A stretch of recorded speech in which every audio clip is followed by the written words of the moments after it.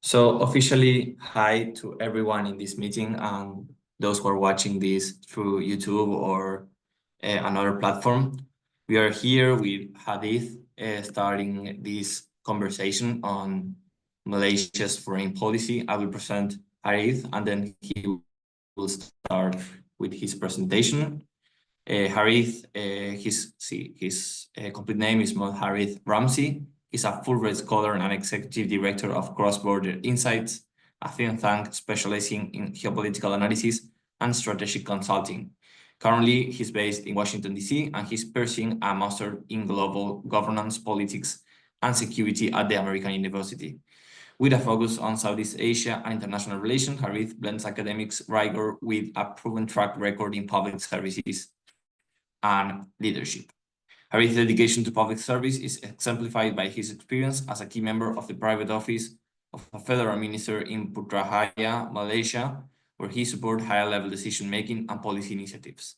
His commitment to fostering good governance and effective diplomacy was further honed through the prestigious Perdana Fellowship in 2021, where he worked closely with national leaders on strategic priorities. And as an executive director of Cross-Border Insights, Harith leads efforts to analyze complex geopolitical dynamics and provide actionable insights. His unique blend of leadership, academic expertise, and practical experience positions him as a rising leader in global governance and international relations. The title of his presentation is Malaysia's Diplomatic Playbook, Unpacking Asian Challenges and Opportunities. So Harith, you have the room for you. Sure. Thank you very much. First of all, good morning, good afternoon, and evenings, wherever you are in this part of the world.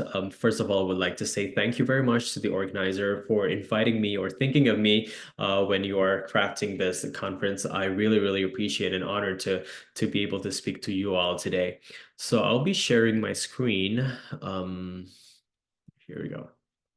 I hope you're able to see my screen. Okay. So this is my presentation today.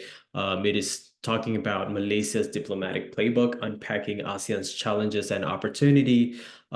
Basically, what we're looking at today is I'll be explaining to you a little bit on what are Malaysia's foreign policies, what are the key pillars that drives Malaysia's foreign policies. And then in a little bit, we will be looking into a regional bloc in Southeast Asia. We call it ASEAN, or that is an abbreviation for the Association of Southeast Asian Nations that comprise of 10 member countries in Southeast Asia. And right now we are in the process of probably admitting one more member of ASEAN, that is Timor-Leste. And as the introduction says, I'm the executive director of Cross-Border Insights. We are a think tank right now based in Malaysia and also Washington, D.C. that we work and look into geopolitical risk analysis, and we work with both businesses and also governments. Right, before I actually, continue on with my presentation today, I would like to share one of our work that we did, over the last summer that we actually published or launched this white paper. It is called Understanding the South China Sea Dispute, ASEAN's Role in the Ever-Enlarging Indo-Pacific. We presented this paper to the Ministry of Foreign Affairs in light of Malaysia's ASEAN chairmanship next year, because I think everyone in this Zoom call or Zoom conference room right now would know that South China Sea dispute is one of the biggest regional territorial dispute so far to date, and it has been for the last 20 years as well, with China as a rising power in the world. So it is really interesting to look at this issue, and the way we write our white paper is really against the context of the US and China geopolitical competition, where we put insights from both the US's perspective of South China Sea dispute and what actually China wants in South China Sea dispute. And we also do in this white paper look into what are some of the recommendation that ASEAN as a regional bloc can look at, right? So this is the QR code. You can scan it to get access to the digital platform, a digital version of this white paper. And also you can also learn more about us by visiting our website at www.crossborderinsights.net. So before I go further, I just want to point in a little bit on this presentation aesthetics that I already put. So if you see down here, this is one of our traditional motifs. It is called the batik motifs, batik Malaysia. Batik is actually a garment or a traditional garment in Malaysia, Indonesia, and also some of it in Singapore and Brunei. And of course, these countries share similar culture, but there are differences in terms of its motives and in terms of its design. So this one is the Malaysia's version. So I am very proud to present my culture and share my culture to y'all today. But today, we'll be looking more on the foreign policy. So I will start off by this presentation by introducing a little bit on Malaysia's foreign policy, right? And Malaysia as one of the key members of Southeast Asian nations or the ASEAN, and what really drives Malaysia's foreign policy when it engages with other country or other international forum. And Malaysia's foreign policy is actually built on independence, and it built on principled pragmatism and a focus on peace, humanity, justice, and equality. And we are, as the developing countries, our primary goal, as well as any other countries in this world, is that to safeguard our sovereignty and also our national interests, while also contributing meaningfully to global peace and equitable development through effective diplomacy. And these principles have remained consistent, guiding Malaysia's foreign relations since our independence. And now we're looking at what are the key influences on Malaysia's foreign policy. First of all, there are three that I presented here. And first of all, it's strategic location of in Southeast Asia that makes regional security a priority. If you look here at this map of ASEAN today, we have 10 member countries. Of course, one more that I said earlier on when I was prefacing my presentation, pending members, which is Timor-Leste, and Malaysia really located at the heart of this Southeast Asian geopolitical map. And what really important when you talk about geographic location is that it has the Straits of Malacca, if you can see here, which is one of the busiest trading routes when you want to move from west to east and east to west. So a lot of ships coming through this Straits of Malacca go out to this South China Sea. And that is why South China Sea is a very, very highly contested territory through China's 9-dash line, and Malaysia is one of the claimant countries for this territorial dispute. Right, and you can read a little bit more on it in the white paper that I've talked about earlier. And second, when I talk about Malaysia's trading routes just now, the Straits of Malacca, Malaysia is really as a trading nation, and we focus on fostering trade and investment.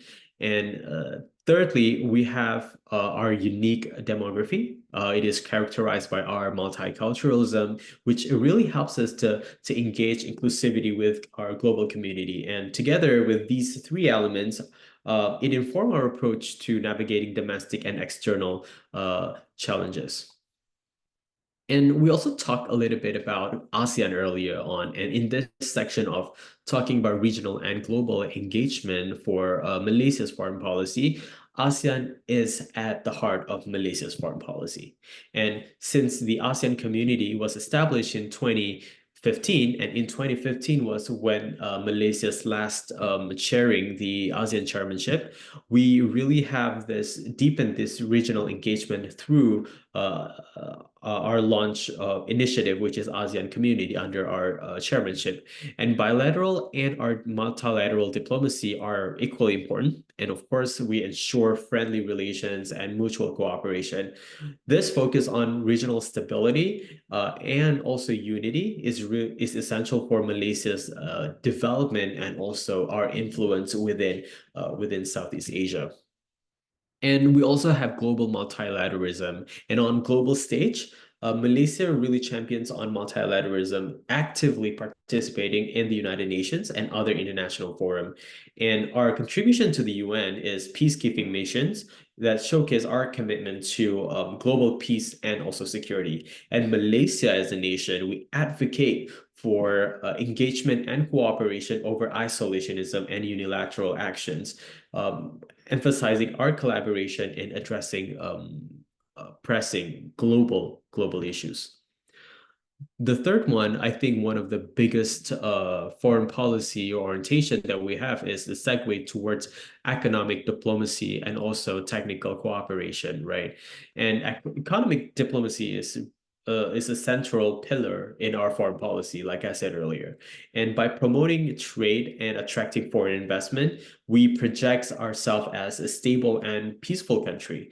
And initiatives such as Malaysia Technical Cooperation Program, like this one, the MTCP, it is sharing our expertise with other developing nations, and we foster South-to-South cooperation, and we strengthen bilateral ties. And I think just recently, our Prime Minister, Anwar Ibrahim, just had a visit in Latin America. Fortunately, he wasn't able to go to Argentina, but I know that he went to other Latin America's country. And we hope to see more presence of Malaysia in Latin America throughout his administration and our robust foreign policy in the future. And another one is that Malaysia is a Muslim majority country, right? And that as a Muslim majority country, Malaysia emphasizes on solidarity of the Ummah and also the cooperation within the OIC, or the Organization of Islamic Cooperation. And at the same time, we also actively engage in global coalitions such as the NAM, or the Non-Alignment Movement, and the G77. And regionally, initiatives like Prosper Thy Neighbor, one of our initiatives, we really want to promote academic ties with neighboring countries, such as through our initiative like the BIMP IAGA. Here means that Brunei, Indonesia, Malaysia, and also Philippines, right? And the IMTGT. This is a little bit on our foreign policy. And now we want to look into our chairmanship year 2025. So as you can see in this picture today, here is our official logo for our year of chairmanship. So we have the hibiscus sinensis here, which is also our national symbol of, or national flower, we call it. And then you have the logo of ASEAN here, the Association of Southeast Asian Nations, and then ASEAN Malaysia 2025. And our theme for this year is inclusivity and sustainability. So just a good to know fact is that over the last 10 years, or 10 years ago, we also chaired the ASEAN chairmanship. And basically ASEAN chairmanship is on a rotational basis. So, and it follows alphabetical order, right? So this year in 2024, Laos was the chair of ASEAN, and next year, 2025, will be Malaysia's turn. So if we want to flashback 10 years ago, so this was Malaysia's 10 years ago chairmanship, and it followed by Laos, and then we have the Philippines, and then Singapore, and then we have Thailand, and then this is Vietnam, Brunei, and then this is Cambodia, and this is Indonesia in 2023, and then this year was Laos again logo. So each year, every chairs would have their own come up with their own theme, and what are their focuses and their priorities for the following years of their chairmanship.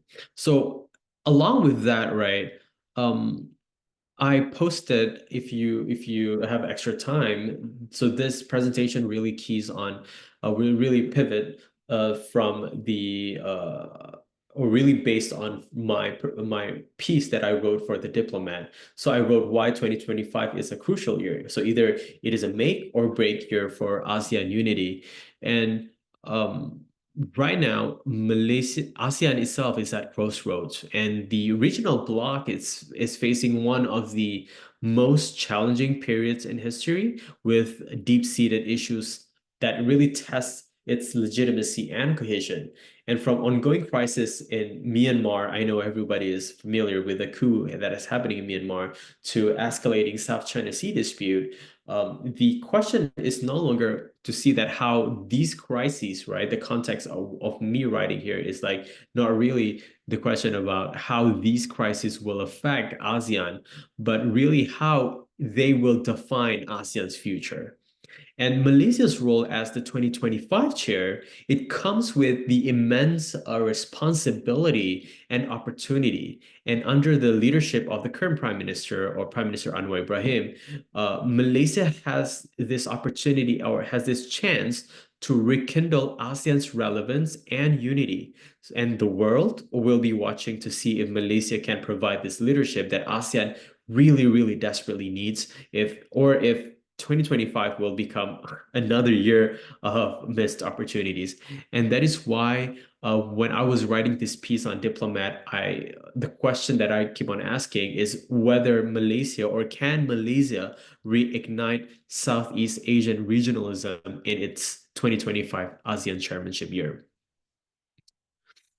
So of course, when I have met with the Ministry of Foreign Affairs in Malaysia over the last summer, when I presented this white paper, I agree with what one of the high position officials said, that these challenges are not the defining features of Southeast Asia. Southeast Asia is not just about Myanmar coup, or it's not just about Southeast Asia, South China Sea dispute, but it's broader to that. And I agree, but these are the key challenges that really will have impacts on regionalism of Southeast Asia. So first, look at the key challenges, right? I talk about Myanmar's crisis. And this Myanmar's crisis has severely tested ASEAN's ability to respond effectively to regional instability. And the military junta's action since February of 2021, it has led to a widespread condemnation. And yet, ASEAN's 5-point consensus have achieved little progress. And this has left the bloc, or the ASEAN itself, be looking weak and indecisive. So Malaysia now, having the chair in 2025, it has this opportunity to lead a new approach, and perhaps through a minilateral coalition under member states most affected by the crisis. Or it goes back to the Troika mechanism that was proposed in 2023 by Indonesia when it was the chair of ASEAN, to take this Troika mechanisms, which includes past, present, and the future chairs. And through this, I think Malaysia could really push for a more focused and assertive response. And again, the second challenge that I would see that is really big in Southeast Asia is the South China Sea dispute.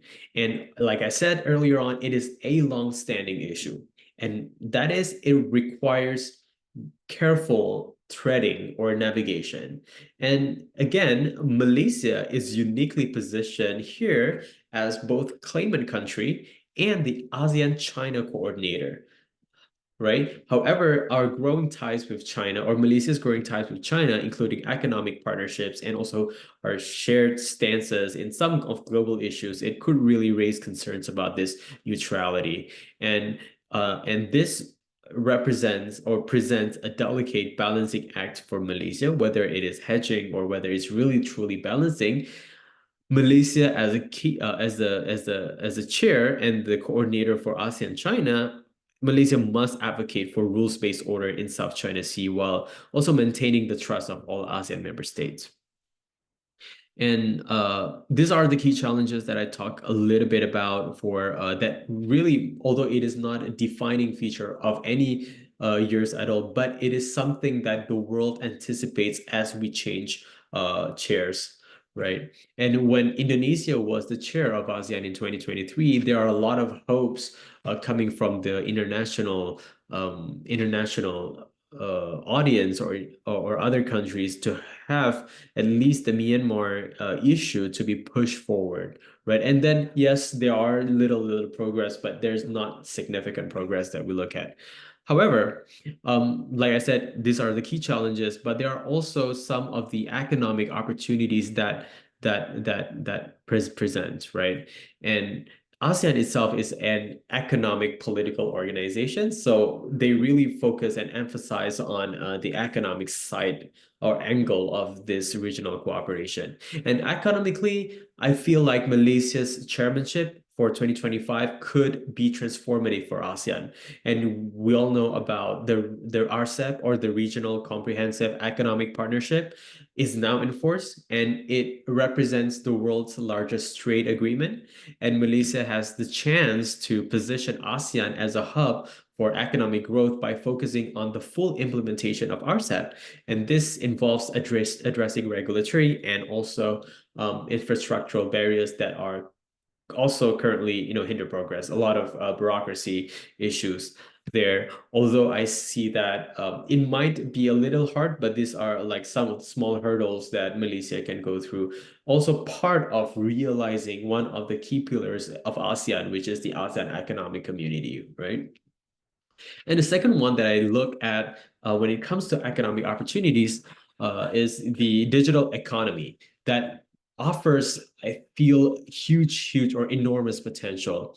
And ASEAN Digital Economy Framework that was launched in 2023, it could add an estimated of $2 trillion to the region's GDP by 2030. However, for this to actually happen, ASEAN countries must harmonize their digital policies and bridge infrastructure gaps. In Malaysia, we have the big ambition to become an AI-driven economy, and that will possibly help to lead these efforts, ensuring that there are no member state that is left behind in digital transformation. A few years ago, after COVID, I know that COVID really exposes that many countries or member state of ASEAN has different levels of digitalization, and really shows that gaps, and that gaps continues to grow and grow. And one of the key areas that I feel member states of ASEAN need to do now is really to narrow down the gaps in order to make sure that we have a robust digital economy moving forward. And another one, I feel like global realignments is really one of the key defining era now. We are in an era where, there is no unipolar moment anymore. US is not a singular, big power anymore. We have the rise of China as its competitors, right? And also probably Russia. And that really challenges or tests our Malaysia's foreign policy.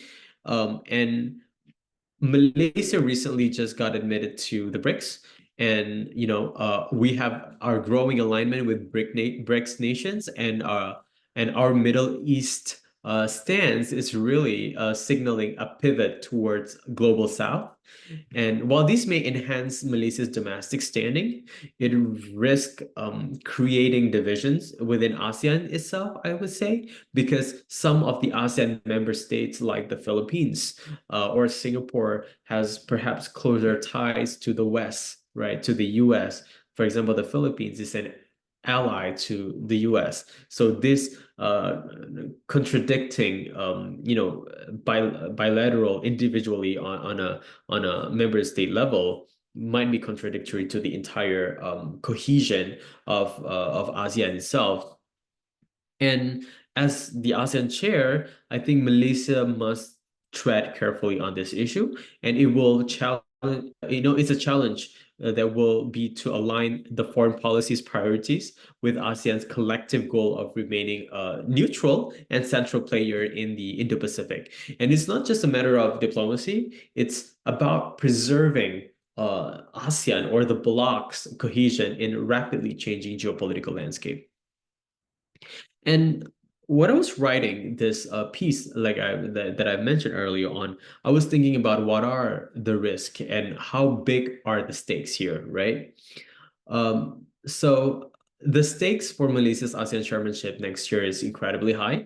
And if Malaysia can address these challenges and seize the opportunities that I have presented, it has the potential to leave a lasting legacies on the region. However, I feel like I wouldn't use the word failure, because failure is a bit big a word, but if not much significant progress that has been done during its chairmanship year, there are risks of further eroding ASEAN's relevance as a regional bloc. The centrality of ASEAN might be in question.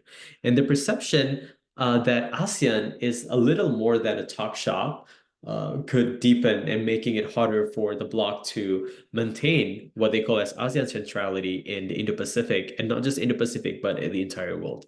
And Malaysia's leadership in 2025 will either set ASEAN on a path towards a renewed relevance, or really reinforce that idea that it is not capable of addressing major regional issues. And I feel like deep in my heart, I know that Malaysia is capable of doing that with years of our history in the diplomatic space. With that, I also put a little bit of policies recommendation to its chairmanship year, right? And to succeed within the areas of the challenges that I've talked earlier, Malaysia must focus on 4 key strategies. Right. First, it needs to show a bold leadership on Myanmar. And this could mean advocating for a targeted, flexible approach that moves beyond ASEAN consensus-driven decision-making, right? And for example, Malaysia could, work closely with key partners in the region to negotiate peace process. And we also have Malaysia must also champion rules-based order in South China Sea, which requires balancing in its own national interests and the collective priorities of ASEAN. And third, of course, economic integration should be a top priority, and Malaysia should drive efforts to implement RCEP and push forward the ASEAN Digital Economy Framework. And finally, Malaysia must reaffirm ASEAN's centrality and neutrality to ensure that global alignments do not pull the bloc in conflicting directions. And these recommendations that I've just said earlier, it will require a strong and decisive leadership. Right, and I just want to wrap up a little bit here and give way for question and answer section, or any comments perhaps. So I guess that right now in ASEAN, it's not just about surviving the current challenges, but it also about setting a new direction for the region. And Malaysia really has this opportunity right now at hand to lead ASEAN towards greater unity, relevance, and effective. But risk of failure are just as significant as the prospective of success. But let me just leave you with this thought. Or the question isn't whether ASEAN can survive, or it's whether Malaysia can lead it into a more united and effective future. So it's, I guess, I'm more open to question and comments. So let's say in the future you want to collaborate with me in the future, or you want to reach out to me on issues in Malaysia, feel free to reach me out in my email here. I'm open to question and answering. Thank you very much. Well, first of all, we as a team and in representation of all who are present here, we would like to thank you for your time, for your wonderful presentation. I have a couple of questions, and after that, I will open the game for all the rest who want to pose some questions.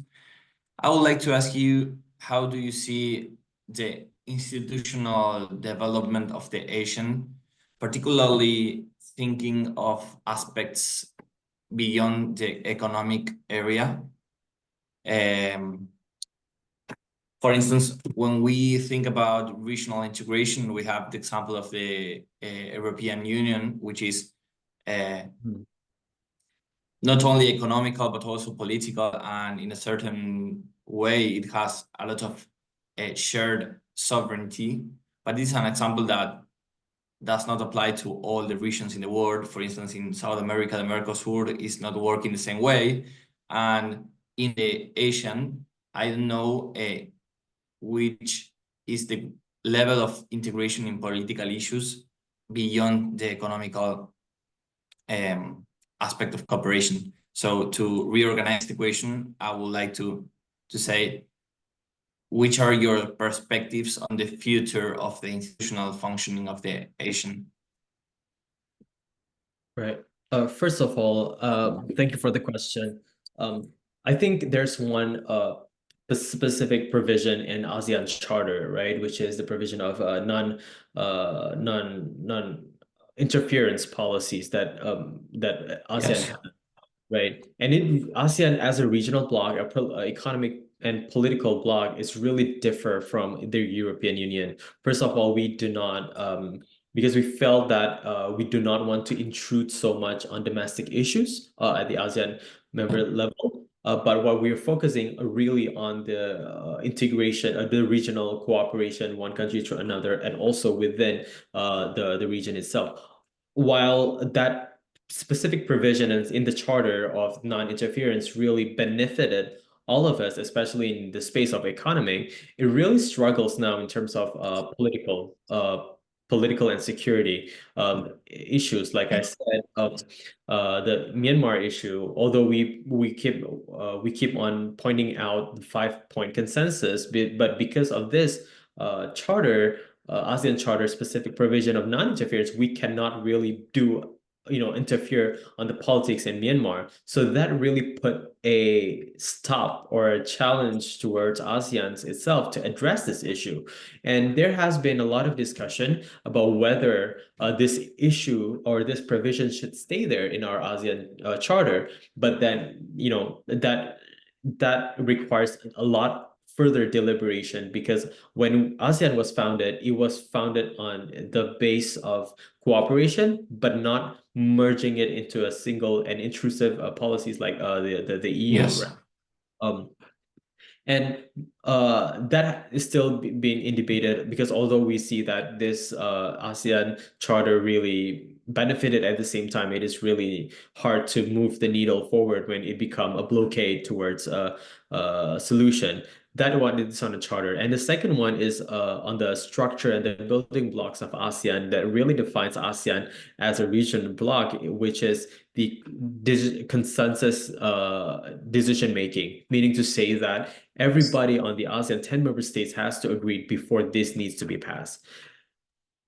On issues such as South China Sea, for example, or even Myanmar, if you want, it must carry consensus from all ASEAN member states. And you know that when all ASEAN member states are differing in terms of political structure, in terms of socio-economic or cultural backgrounds are all differ. And it really challenges again, I say, to decision making, really important one, especially when you want to address this important issue and want to get a solution right there and then. If this consensus driven decision making is really hampering that progress. And that is why earlier on, when I was presenting in my presentation earlier, I talked a little bit about how this hinders the process of finding solutions towards a problem. And Malaysia really needs to figure out a way or a solution to circumvent or moving through against this blockade or consensus driven making, like, do a minilateral, bilateral, or using the troika mechanism that only involves affected countries, right? But I see huge potentials in terms of its structure, and one of the future prospect of ASEAN in terms of its opportunities is its economic integration. We have this ASEAN economic community, which we envisioned that ASEAN to be a single market. So when people want to do trade with ASEAN, so it's really doing trade with 10 member countries, right? So that is still a work in progress. We'll see, but I'm very positive and optimistic about the future of this regional integration. Of course, everything has its pros and cons. Yes, obviously the economic integration always is easier than political integration, where we have even territory disputes in the South China Sea, also the Myanmar issue. Given you don't have a political tool to solve this type of crisis without interfering in domestic affairs. So the next question I had was regarding the role of India for the ASEAN. We all know which is the role of China in the region, but India is also an emerging country, an emerging maybe superpower in the future. And which are the policies of the ASEAN, particularly Malaysia, towards India? Or like, can you rephrase the question again? Yes, which is the relation that you can see for the ASEAN with India? Oh, with India. India, I think India is one of emerging big economy. So ASEAN itself, we have the partnership framework between India and also ASEAN. And in 1992, I think India became our sectoral or ASEAN sectoral dialogue partner. And then in 1996, it was a full dialogue partner. And after in 2012, I think it has elevated into a strategic partnership. And of course, this relationship is guided by ASEAN-India Plan of Action, which I think currently in 2021 to 2025 phase that outlines various fields, whether it is in economic relationships, security and defense cooperation, and then we also look into, I think, connectivity initiatives and cultural people-to-people linkages. And I think the strategic significance for ASEAN-India relationship, first of all, for ASEAN, India is a key partner in balancing China's rising influence in the region. And India's emphasis on connectivity and regional cooperation really aligns with our goals, or ASEAN's goals, for further economic integration. And if you want to look, if I may look this from inside out and the other way around, and I think for India, ASEAN is a gateway for India to expand its influence in the Indo-Pacific region. And strengthening its ties with ASEAN would means that it complements India's Act East policy, Act East policy, and it enhances their role in shaping the regional security uh, uh, architecture. Yeah. Okay, perfect. Thank you for your answer. Would anyone else want to ask something to Harith? Yes, we have Matthias out here. Yes. Well, good afternoon, good evening, Farid. First of all, thank you for your lecture. It was so interesting. For all the people from Argentina, Chile, and Latin America, we see Malaysia and Asia so far, so we know nothing and very little. So it is very interesting to know about Malaysia and all these countries. My question is about the APEC, the Asian Pacific Economic Cooperation Forum, a forum that it's integrated by Malaysia, also by China, United States. What means the APEC Forum for Malaysia's foreign policy? Can you repeat the question again? Yes, the APEC, the Asian Pacific Economic Forum, which is the meaning of this forum for the Malaysian foreign policy? Okay. What does APEC means to Malaysia's foreign policy, right? Okay, so I think APEC itself, for me, it is about trading. It is a trading partnership and cooperation. And even I think last month, our Prime Minister was in Latin America for APEC, and it is really important for us. And APEC itself, it provides platform for a country to enhance its economic growth and boost the trade.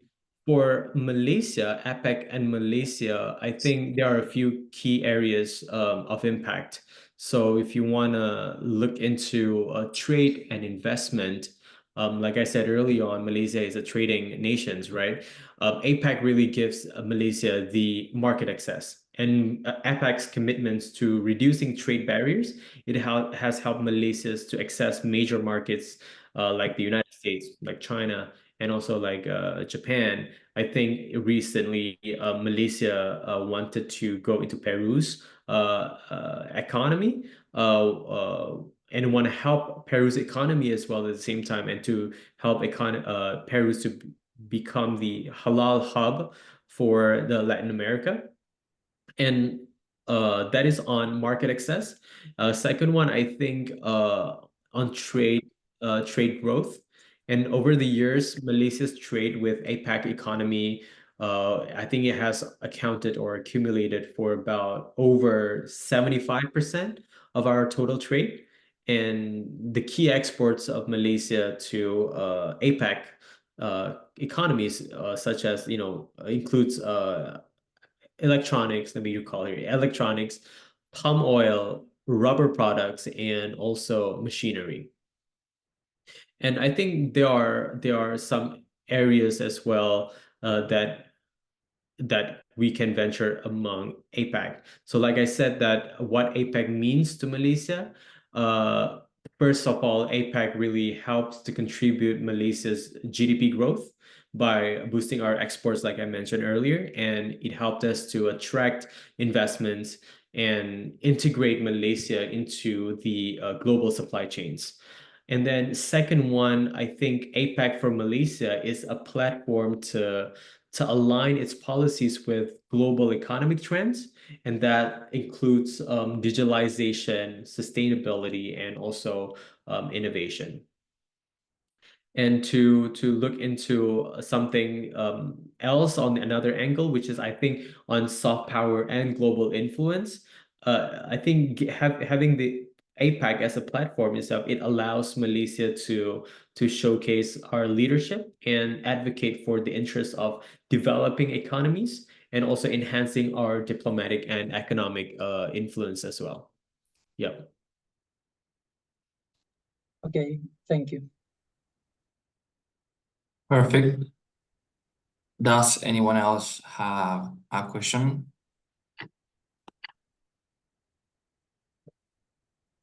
Okay, Jesse. Okay, thank you, Harith, for your lecture. It was an honor to listen to you. So you mentioned that the Prime Minister visited recently Latin America.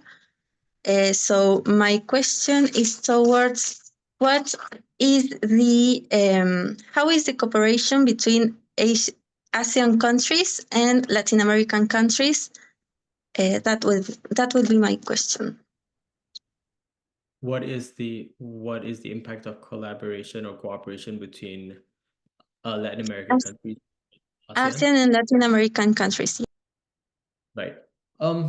Thank you very much for that question. I think Latin America is somewhere that not all ASEAN countries traditionally would have strong diplomatic relationships with. And even when the Prime Ministers visited Peru last month, he had this conversation with the top leadership of Peru, and talking about ramping up its now we're talking about bilateral to bilateral. We never I haven't gotten to the ASEAN yet on the regional level, but I'm talking about one country to another. I would foresee that because we're looking at Malaysia as an emerging economy, and also Latin America has a lot of resources, and also, like I would say, an untapped potential for global economic growth, right? So this cooperation between these two countries, I would see, or regions, I would say that there's if we combine, there will be a growth in trades in between both regions, right? Making global supply chains would be much more competitive compared to others, because traditionally ASEAN have not engaged that much with foreign countries in Latin America. And on the ASEAN level, I believe that our foreign minister just released in press statement today is that there will be a GCC or Gulf countries cooperation, ASEAN, and also, if I'm not mistaken, BRICS for economic integration. And to create an economic powerhouse and cooperation. I feel like if we ramp up the relationship of Latin American country and also ASEAN as a bloc and two blocs coming together, that would create a more robust economic growth for both nations, because like we benefit from mutual growth and trades. Yeah. Perfect. Thank you for your answer. Does anyone else have a last question for Harith? Otherwise, we'll finish here the talk and we'll let you go with your usual business. So in the name of all the present here, I would like to thank you, Harith, for the time. Shese, you have another question, or it was? It's not a question, but you mentioned something in your presentation about a digital economy framework for Malaysia's aims, and that is linked to our tomorrow's lecture that will cover that theme. So you are all invited to listen tomorrow to the lecture. Thank you, Shese, for the reminder. And well, thank you, Harith, for your time. Thank you for your wonderful presentation. We are glad to hear more from Malaysia and from countries from this Southeast Asia. So thank you very much to you, and thank you to all the present here.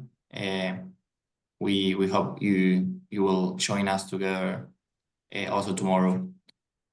Thank you very much. An honor to be invited. And for those in this room here or on YouTube later on, if you have any other questions or you want to collaborate on, please feel free. I'm more than happy to put Southeast Asia as a region and also Malaysia as a country on an international footprint. Thank you. Thank you very much. Bye.